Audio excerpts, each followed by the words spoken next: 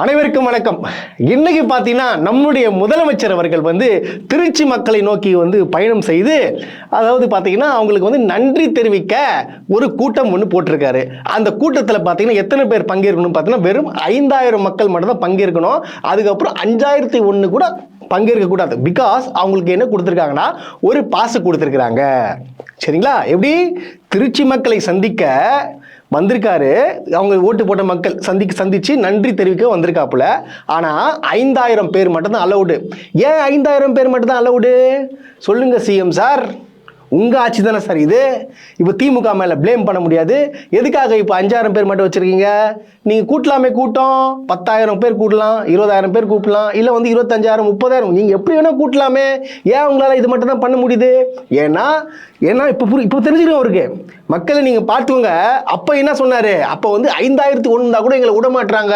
என்னங்க நீங்கள் தான் பாதுகாப்பு கொடுத்துன்னு சொல்லிட்டு எங்களை தள்ளி விட பார்க்குறாங்க, சட்டம் ஒழுங்கு சரியில்லாமல் போயிடும், அதனால் போலீஸ் பற்றாக்குறை இருக்குன்னு சொன்னவங்க இப்போ மட்டும் ஏன் வெறும் 5000 பேர் வச்சு நடத்தக்கூடிய அவசியம் என்ன? இது நீங்கள் புரிஞ்சுக்கினீங்களா? ஆட்சியில் இல்லாத போது கவர்மெண்ட்டை குறை சொல்கிறது, இப்போ கவர்மெண்ட்டுக்கு வந்த பிறப்பு என்ன சொல்கிறது? இது ஃபேக்டை சொல்கிறது. ஸோ இதே தான் கடைபிடிச்சிருக்காரு. சரி கிளம்பி வந்தாப்புல வராரு கரெக்டாக வந்துட்டுருக்காரு.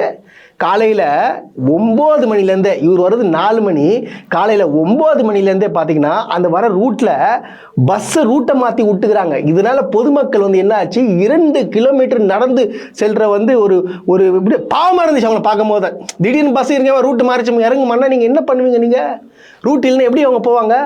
அதில் ஒரு சாமானியம் கேட்குறான், எவ்வளோ பேர் நடந்து வரோம் பாருங்க, இவ்வளவும் சிரமத்துக்கு ஆளாகிறோம் நாங்கள்.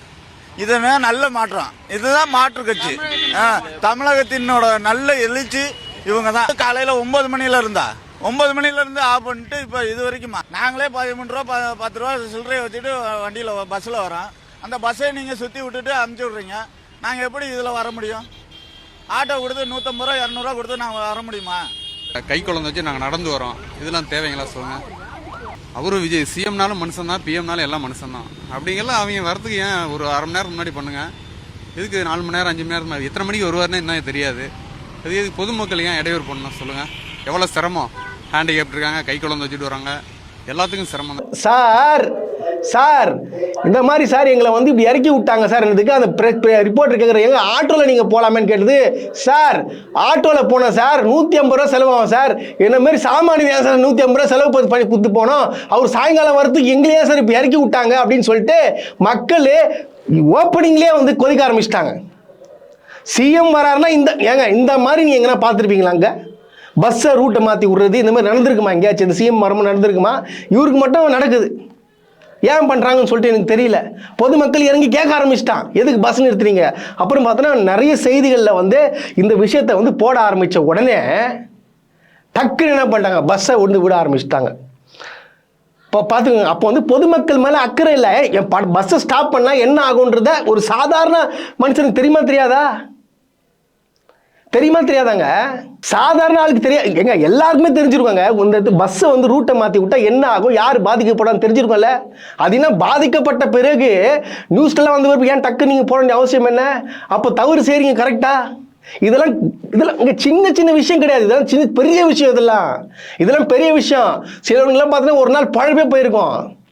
2 கிலோமீட்டர் குழந்தைய தூக்கி நடந்து வர்றாங்க. நான் பார்க்குறேன். அது வயசானவங்க நடந்து வர்றாங்க. கிட்டத்தட்ட 4 மணி நேரம். நம்ம ஜனங்க தெரியல, திருச்சி மக்கள்லாம் விஜய் பார்க்கணும் ஓட்டு போட்டிருக்காங்க. ஸோ கடவுள் அவர் பார்க்கறதுக்கு 11 மணிலேருந்து 4 மணிக்கு உட்காந்துக்கின்னு என்ன பண்ணுறாங்க, அந்த பேப்பரை கொடுத்த பேம்ப்ளெட் வச்சு சொல்லிட்டு விசிறின்னு நம்ம ஒரு பெண்கள் இருக்கிறாங்க. இவங்களை கொண்டு போய் சமையலை விட்டு ஒரு அரை மணி நேரம் செய்ய சொன்னால் ஐயோ என்ன முடியல, ஒரே வேக்காடாகுதுன்றது.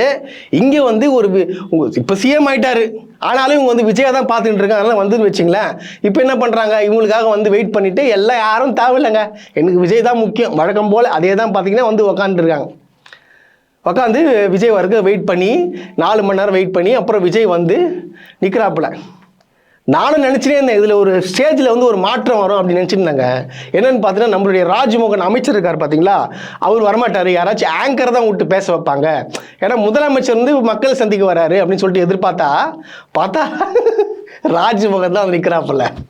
அவர் தான் கம்பேர் பண்ணுவேன். எல்லாம் சொல்லிக்கிறாங்க போலியா, நீங்கள் வந்து அமைச்சருங்க, நீங்கள் பண்ணக்கூடாது. ஆஹா, நான் தான் கம்பேர் பண்ணுவேன், நான் தான் பண்ணுவேன், எங்கள் அண்ணனுக்காக நான் தான் பண்ணுவேன் அடம்பிடிச்சி யாரையும் விடுறதில்லை. கம்பேரிங்க நான் தான், ராஜ்மோகன் தான் அப்படின்றதுக்காக இவர் என்ன பண்ணுறாரு, இவரே வந்து கம்பேர் பண்ணி சூப்பராக கம்பேர் பண்ணி என்ன பண்ணுறாரு, அவர் வந்து அவர் ஸ்டைலில் தெரியல உங்களுக்கு, தர்மத்தாயின் தவ புதல்வனே, அப்புறம் பார்த்தீங்கன்னா முதலமைச்சரே ஏதாவது பொன்மொழிகளை போட்டு வர வச்சு ஃபஸ்ட்டு வந்து புஷியானந்தை வந்து பேச வைக்கிறாங்க.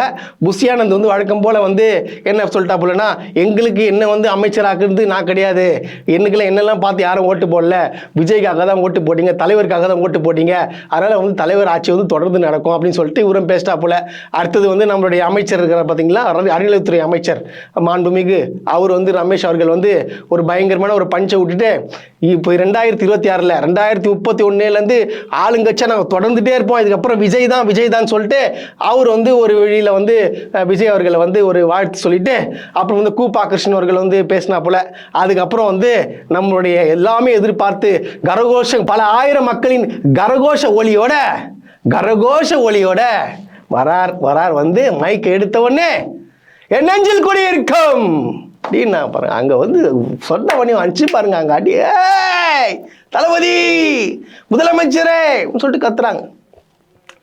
கத்திட்டு வழக்கம் போல, அதாவது உங்களுக்கு தெரியல யாரை குற்றம் சொல்லுவாங்க சொல்லிட்டு, ஆனால் ஒரு விஷயத்த வந்து பதிவு பண்ணார் பாருங்க, வேற மாதிரி. இப்போ எப்படி வந்து சூப்பர் ஸ்டாரை வந்து நான் தான் சூப்பர் ஸ்டார்னு சொல்லிட்டு எல்லாரையும் நான் தான் வெற்றி பெற்ற, சூப்பர் ஸ்டார்லாம் ஒன்றுமே இல்லை அப்படின்னு ஃபஸ்ட் ஸ்டார்டிங்கில் என்ன சொன்னார், சூப்பர் ஸ்டார் அவர்கிட்ட நம்ம போக முடியாது அப்படின்னு சொல்லிட்டு சூப்பர் ஸ்டாரே வந்து பீட் பண்ணுற அளவுக்கு ரசிகர்கள்லாம் வச்சு பண்ண வச்சார் பார்த்தீங்களா சினிமாவில். இப்போ அரசியலில் எம்ஜிஆர் பெரிய ஆள், ஸோ அதனால் பண்ணால் எம்ஜிஆரோட நான் பீட் பண்ணிட்டேன் அப்படின்ற ஒரு விஷயம் பதிவு பண்ணுறதுக்காகவே என்ன சொல்கிறாப்புல, அவரே சொல்லிக்கிறாப்புல, என்ன வந்து மக்கள்லாம் வந்து ஒரு பெரிய விஷயத்தை ஒன்று பண்ணியிருக்கீங்க, எல்லாரும் சொல்கிறாங்க. அதுன்னு பார்த்தீங்கன்னா எம்ஜிஆர் ஃபஸ்ட் டைம் வாங்கின ஓட்டை விட எனக்கு தான் அதிகமாக கொடுத்துருக்குன்னு சொல்லிட்டு நினைக்கிறேன் அப்படின்ற ஒரு விஷயத்தை பதிவு பண்ணிட்டு என்ன சொல்கிறாப்ப, நான் எம்ஜிஆருக்கு ஈக்குவல்லாம் கிடையாது. பாருங்கள், சினிமாவில் எப்படி வந்து ரஜினியை வந்து இது பண்ணாரோ அதே போல் இங்கே அரசியலில் இவர் தான் பெரிய ஆள், எம்ஜிஆரை விட இவர் தான் பெரிய ஆளுன்ற சொல்கிற அளவுக்கு வந்து அது கொண்டு போகிறாரு பாருங்க. எம்ஜிஆர் இல்லை, இப்போ நான் தான் சொல்லி கொண்டு போகிறாரு. அவ பார்த்துங்க, அந்த உன்னமும் அந்த ஒரு செல்ஃபிஷ்னஸ் இருக்குது பார்த்தீங்களா நம்மளுக்கு முதலமைச்சருக்கு.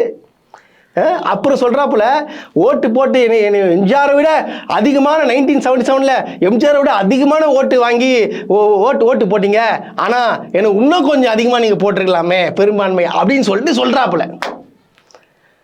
இப்போ புரிதுங்களா அவர் மனசில் என்ன இருக்குன்னு சொல்லிட்டு. எம்ஜிஆர் இப்போ அப்புறம் நான் தான் இப்போ. இதுதான் விஜய் சாரோடைய நம்மளுடைய சிஎம் சாரோடைய ஒரு நல்ல ஒரு கேரக்டர். அதே போல் பார்த்தீங்கன்னா அடுத்த பாயிண்ட் வரப்பல, என்னடா அது இன்னும் திமுக பற்றி ஸ்டார்ட் பண்ணலையேன்னு பார்த்தா, இங்கே வந்து 2 பேருக்கு தான் போட்டியே, ஒன்று இன்னொன்று அப்படின்னு சொல்லிட்டு என்ன சொல்கிறாப்புல, நலத்திட்டங்கள்லாம் நான் பண்ணும் தான் வந்தேன், ஆனால் பார்த்துட்டு எல்லாத்துக்கும் எண்டு கார்டு போட்டுருந்தீங்க, பட்ஜெட்டில் ஒன்றுமே எல்லாம் பண்ணி வச்சுட்டு போயிட்டீங்களேன்னு சொல்லிட்டு இப்போ சொல்கிறாப்புல. ஆனால் எலெக்ஷனுக்கு முன்னாடி என்ன சொன்னார், இதெல்லாம் நான் பண்ணுவேன், வந்தவுடனே கையெழுத்து போடுவேன், பஸ்ஸில் இலவச பஸ்ஸு கொடுப்பேன், என்னோட மகளிருக்காகவும், என் பாட்டி, என்னுடைய தங்கச்சி, எங்கள் அம்மா எல்லாருக்காகவும் வந்து நான் வந்து மகளிர் பஸ்ஸை விடுவேன்னு சொல்லிட்டு இப்போ அதெல்லாம் மக்கள் கேட்டுருவாங்க சொல்லிட்டு சொல்லிட்டாப்புல. நிதி வந்து இல்லை, நான் வந்து போக கொண்டு வருவேன் அப்படின்னு சொல்லிட்டு சொல்கிறாப்புல. அப்போ பாருங்க, எப்படி அப்போ ஒரு பேச்சு இப்போ ஒரு பேச்சு, என்ன அர்த்தம், மக்களை வந்து என்ன திசை திருப்ப போறாரு. ஆக்சுவலாக வந்து இப்போ வந்து எதுக்கு திரும்ப வந்திருக்காரு அவர், மெயினாக மக்களை சந்திக்கிறதுலாம் கிடையாதுங்க. இப்போ இடைத்தேர்தல் வருது, இடைத்தேர்தலை நிற்க வைக்கிறதுக்காக இப்பயே போட்டா பாருங்க பிட்ட, அதாவது பார்த்துட்டு உங்களில் ஒரு ஆள் தான் நிற்க வைக்க போகிறேன் அப்படின்னு சொல்லிட்டாப்புல. இப்போ திருச்சி மக்கள் கேட்பாங்களே, நீங்கள் என்ன வந்து திருச்சியில் வந்து நீங்கள் நின்று ரிசைன் பண்ணுறீங்க, நான் உங்களுக்கு தானே ஓட்டு போட்டேனாங்க, நீங்கள் ஆளை மாற்றி வைக்கிறீங்க பார்த்தா அப்போ என்ன சொல்லுவாப்புல, நான் தாங்க நிற்கிறேன் விஜய், நான் தான் நிற்கிறேன், ஃபேஸ் மட்டும் தான் கொஞ்சம் மாற்றம், மற்றபடி வந்து விஜய் தான் நிற்கிறாப்புல. எப்படி ஃபேஸ் மட்டும் தான் மாற்றம், மற்றபடி வந்து விஜய் தான் நிற்கிறாப்புலன்னு சொல்லிட்டு அது சொல்கிறதுக்காக தான் ட்ரை பண்ணுறாப்புல. அப்போ என்ன சொல்கிறாப்புல, எதிர்கட்சிகள்லாம் குறை சொல்ல வேண்டிய அவசியம், நம்ம நல்லது பண்ணணும்னு சொல்லியிருந்தோன்னா விஜய் அவர்களுக்கு வாழ்த்துக்கள் சொல்லியிருப்பேன். ஆனால் இன்னமும் பார்த்தா திமுகவை தாக்கிக்குன்னு அவங்க கொண்டு வந்த திட்டங்கள்லாம் பொய் பரப்புறாப்புல. இதில் என்ன சொல்கிறாப்புல, அந்த 100 யூனிட் வந்து ஜெயலலிதா கொண்டு வந்துதான். அப்படியே சொல்லுங்க நீங்க இந்த மகளிர் உரிமை தொகை 1000 ரூபாய் திமுக கொண்டு வந்து நான் போட்டுக்கன்னு சொல்றதுக்கு வாய் வரணும்ல, ஏன் வரல? தமிழ் புதுலனுக்கு 1000 ரூபாய் போட்டீங்களா, அது சொல்றது தானே. அதெல்லாம் திமுக கொண்டு வந்த திட்டம் தானே. அந்த திட்டம் தானே சார் இம்ப்ளிமெண்ட் பண்ணிட்டு இருக்கீங்க. அதை சொல்றது திமுக கொண்டு வந்த நல்ல விஷயம் சொல்றது தானே. அப்படி சொல்லியிருந்தா ஒரு நல்ல அரசியல்வாதி நல்ல முதல்வர்னு சொல்லியிருப்பாங்க. நல்ல முதல்வரோ கெட்ட முதல்வரோ எங்களுக்கு முதல்வர் நீங்க தான், வேற வழி இல்லை. நாங்கள் 5 வருஷம் மக்கள் ஓட்டு போட்டாங்க, நாங்கள் இதுதானே ஆகணும். அதுக்கப்புறம் இன்னும் சொல்றாப்புல குதிரை பேரெல்லாம் நடக்கலையாம். அதாவது திமுகவும் மற்றும் பலராம் பேருங்க அதிமுகன்ற பேரோட சொல்லல. ஏன்னா அதிமுகவை உடைக்கிறதுக்காகவே விஜய் வந்திருக்கார். அதிமுக எவ்வளவு ஒரு பலம் வாய்ந்த கட்சி. எம்ஜிஆர் அவர்கள் தொடங்கப்பட்ட கட்சிங்க. எம்ஜிஆர் தான் அங்கே எல்லாமே அங்கே இருந்தவர். ஆனால் இப்போ பாருங்க எம்ஜிஆர் கட்சியை வந்து உடைச்சி என்னென்னலாம் வேலை பார்க்கணும் பார்த்துட்டு குதிரை பேரம் நடக்கலையா. அது வந்து அது பேர் குதிரை பேரம் இல்லை. எப்படி ஒரு 20 நாள் கூட ஆகலை, அதுக்குள்ளே பார்த்தீங்கன்னா மக்கள் ஒன்று ஓட்டு போட்டு ஜெயிச்சது, அந்த ஜெயிப்பே வானான்னு சொல்லிட்டு திருப்பி வந்து டிவி கையில் அந்த இடத்துல நிற்கலான்னு சொல்லிட்டு பிளான் பண்ணுறீங்களா? அது எப்படி இது? மக்கள் வந்து ஓட்டு, அதான் மக்களே தயவு செய்து புரிஞ்சுக்கோங்க தயவுசெய்து. உங்களுக்கு பேச்சை பார்த்தாலே உங்களுக்கு தெரிஞ்சிருக்கும், நீங்கள் இன்னும் திரை கவர்ச்சியில் தான் இருப்பீங்க. அது பண்ண அசிங்கமான வார்த்தைகள்லாம் வருது அவருக்கு. ஆனால் நிறுத்திட்டாப்புல சொல்ல. அதாவது அவர் என்ன சொல்கிறார், இது வந்து சினிமா கவர்ச்சி அப்படின்னு சொல்லிட்டு அப்போ நான் தான் அப்படின்னு சொல்ல வந்துட்டு ஏதோ ஒரு வார்த்தை வந்துச்சு. உங்களுக்கு எல்லாம் புரிய நினைக்கிறேன். அந்த வார்த்தையும் வந்துச்சு, அது நிறுத்திட்டாங்க. அதுக்கப்புறம் என்ன சொல்றாரு, மக்களை வந்து தசை திருப்பி ஒரு திமுக மேல வெறுப்பு வர்றதுக்காக என்ன பேசுறாப்புலன்னா, நீங்க வந்து என் மக்களை வந்து தற்கூரின்னு சொல்லிட்டு திட்டினீங்களே, இதுக்கப்புறம் சொன்னீங்க பாருங்க எப்படி திருப்பி விடுறாரு பாருங்க. புரியுதுங்களா உங்களுக்கு? இந்த ஏற்றி விடுறதுன்னு சொல்லுவாங்க பார்த்து, இந்த என்ன சொல்லுவாங்க, நல்லா நோண்டி விடுறது, அப்படியே பார்த்தீங்கன்னா பேக்கில் வந்து உசுப்பேத்தி விடுறதுன்னு சொல்லுவாங்க பார்த்து, அந்த வேலையை தான் பார்த்துட்டு இருக்கார் விஜய். இங்கே இது வந்து மக்களை சந்திப்பு நன்றிலாம் இல்லைங்க, இது ஆக்சுவலாக வந்து இடைத்தேர்தல் பிரச்சாரம் பண்ணிட்டாப்புல, இடைத்தேர்தல் பிரச்சாரம் பண்ணி முடிச்சிட்டாப்புல, இதுதான் உண்மை. அப்புறம் ஒன்றுன்னு சொல்கிறாப்புல, அதாவது மக்கள்லாம் வந்து இப்போ அரசியல் வந்து பார்க்க ஆரம்பிச்சிட்டாங்க, அரசியல்னா என்ன சொல்லி தெரிய ஆரம்பிச்சிட்டாங்க, சட்டசபைக்குள்ள என்ன நடக்குதுன்னு பார்க்க ஆரம்பிச்சிட்டாங்கன்னு சொல்கிறாப்புல. சிஎம் சார் ஒன்னேன்னு சொல்கிறேன், மக்களுக்கு அரசியல் இன்னும் தெரிஞ்சிச்சுன்னு வச்சுங்களேன், இப்போ வளரக்கூடிய இளைஞர்களுக்கு அரசியல்னா என்னன்னு தெரிஞ்சிச்சுன்னு வச்சுங்களேன், சத்தியமாக சொல்கிறேன், நீங்கள் ஜென்மத்துக்கு இதுக்கப்புறம் ஜெயிக்க மாட்டீங்க. அவங்களுக்கு அரசியல்னா என்ன அப்படின்னு சொல்லி உண்மையாகவே தெரிஞ்சிச்சுன்னா, நான் ஃப்ராங்காக சொல்கிறேன், சத்தியத்துக்கு சொல்கிறேன், நீங்கள் இதுக்கப்புறம் வந்து உங்களோட வாழ்க்கையில் இதான் கடைசி வெற்றியாக இருக்கும். இதுதான் உண்மை. அவங்களுக்கு தெரியாமல் நீங்கள் உங்கள் நடிப்பில் ஈர்க்கப்பட்டு தான் உங்களுக்கு ஓட்டு போட்டாங்க தவிர நீங்கள் நல்லது செய்வீங்க அப்படின்றதெல்லாம் இல்லை. நீங்கள் சினிமாவில் செய்கிறது இங்கே செய்வீங்க என்ற ஒரு நம்பிக்கையை நீங்கள் கொண்டு வந்துட்டீங்க. அதுதான் உண்மை. அது வந்து மாற்று கருத்தே இல்லை. விஜய் நான் ஹீரோவாக பார்த்தேன், இங்கேயும் ஹீரோயிசம் பண்ணுவாருன்ற அந்த மைண்ட் செட்டில் தான் மக்கள் உங்களுக்கு ஓட்டு போட்டுருங்க. பட் ஆனால் இப்போ நடக்கக்கூடிய சூழ்நிலைகள்லாம் பார்த்தீங்கன்னா ரொம்ப ரொம்ப ரொம்ப ரொம்ப மோசமாக இருக்குது. உங்கள் மேலே பார்த்தீங்கன்னா இறங்கிட்டு தான் இருக்குது. அப்புறம் இந்த சட்டம் ஒழுங்கு பிரச்சனைலாம் தொடர்ந்து நடந்துட்டு பார்த்தீங்கன்னா, பெண்களுக்கு எதிரான வந்து வன்கொடுமை சம்பவங்கள், கொலைகள் எல்லாமே நடக்குது பார்த்தீங்களா. இதெல்லாம் வந்து யார் காரணம் பார்த்தா இன்னமும் என்ன சொல்கிறாப்புல, இவர் கவர்மெண்ட்டு, இவர் போலீஸு எல்லாமே இருக்கிறாங்க. ஆனால் யார் காரணம்னு சொல்கிறாங்க தெரியுமா? திமுக தான் காரணம். ஏன்னா திமுக தான் வந்து அவங்க வந்து போதையை ஏற்றி விட்டு இன்னும் அந்த மாதிரி வச்சுருக்கீங்க. இந்த மாதிரி யாருன்னா இதுக்கெல்லாம் போய் திமுக மேலே பழி போடலாமா? என்னங்க இது? ஏங்க அதாவது பாருங்க, அவங்க குடிச்சு மைண்டு மாறி தான் இப்போ வந்து கொலை பண்ணிட்டு இருக்கிறாங்க. அப்போ என்ன சொன்னீங்க, சட்டம் நான் உள்ள வந்தேன்னா சட்டம் ஒழுங்கு சரி, இப்போ எவனும் இது பண்ண முடியாது சொன்னீங்களே, இப்போ நடக்குது. இதை வந்து மடைமாற்றத்திற்காக எப்படி போட்டிருப்பாங்க, போதை கலாச்சாரத்தை உருவாக்கிட்டாராங்க. அதனால தான் அங்கே உள்ள இளைஞர்கள் இன்னும் வந்து பக்குவப்படாமல் இப்போ வந்து கொலை குற்றங்கள் வந்து ஏற்படுத்திட்டு இருக்காங்க. அப்புறம் இன்னொன்று சொல்கிறாரு, நான் ஸ்பெஷலான சூப்பரான ஸ்பெஷல் போலீஸை போட்டிருக்கேன், எஃபிஷியன்ஸான போலீஸை போட்டிருக்கேன்னு சொல்கிறாப்புற.